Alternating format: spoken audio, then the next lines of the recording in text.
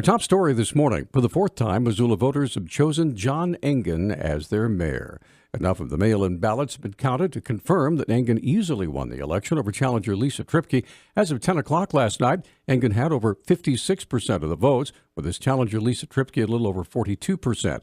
At his post-election victory celebration at the Public House, Engen said he was gratified that the voters chose to return him to office. You know, I am excited to be able to continue to do this job I love for a place I love. We got to talk about a lot of issues. I learned a lot, which I'm fortunate to be able to have done, and we've got some work to do. We committed to housing early on. We're still committed to housing and affordability. I heard a lot about property taxes this cycle, and I think we need to figure that out. It's not easy. There are no simple solutions, but I heard it loud and clear, and I have a job to do. Reached at her post-election gathering at the Iron Horse in downtown Missoula, Tripke expressed her appreciation and her thanks to all the people who supported her and spoke about the lessons learned in her first foray into politics. I think I was probably a little saddened about the ugliness the race took, but I think that it's a public office, and I just know that our team was determined to take the high road from the very first time we met as a team, and I'm proud of them because we stuck to that and we stayed on the issues, and I think that probably if you run, you need to have thick skin.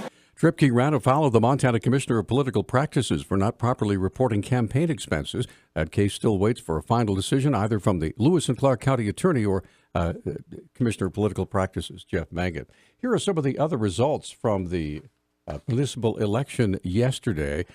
For municipal judge Kathleen Jenks, outdistanced Brendan McQuillan, 53% to 46%. In Ward 1, it was Brian Losberg running unopposed, as was Jordan Hess in Ward 2. In Ward 3, Heather Harp defeated John Van Dyke and Thomas Winter with 60% of the vote. In Ward 4, it was Jesse Ramos running away with the race there with 1,645 votes. In Ward 5, it was Stacey Anderson edging Kathy Deshaw 58% to 41%. And in Ward 6, it was Julie Merritt. She ran unopposed.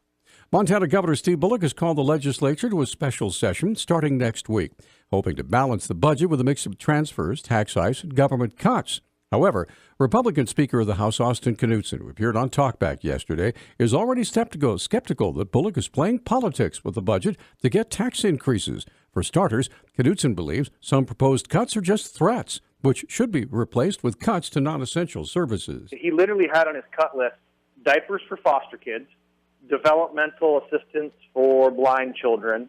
All the while, you've got agencies, for instance, Montana Historical Society has got 70 employees, approximately. Of those 70 employees, you have got 7.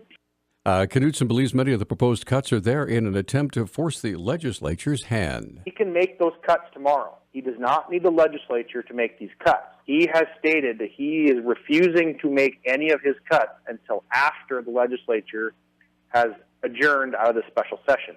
That tells me he wants to hold a gun to our head and threaten us with these ugly, heinous cuts if we don't raise taxes and do what he wants us to do. Knudsen even questioned the session's timing. We're only 3 months into the state's fiscal year. We haven't gotten any updated data yet. And that's why the timing of the special session is very suspect, because, ironically, about a week and a half after this special session is scheduled, we are set to get a revenue estimate update from our nonpartisan staff. And honestly, numbers are trending up. House members on both sides of the aisle from western Montana are optimistic about the special session.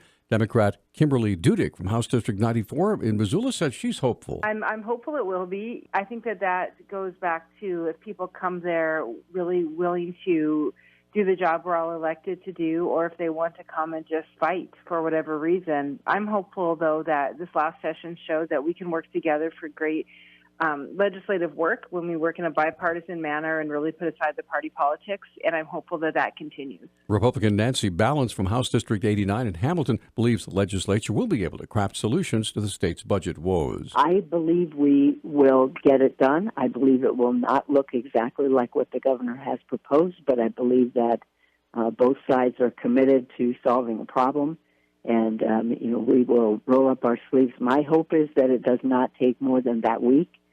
Could be even a little less than that. Staying with the political theme, investigators say U.S. Senate candidate Troy Downing paid non-resident taxes and referred to California as home on social media during a period authorities allege he was illegally purchased Montana resident hunting licenses.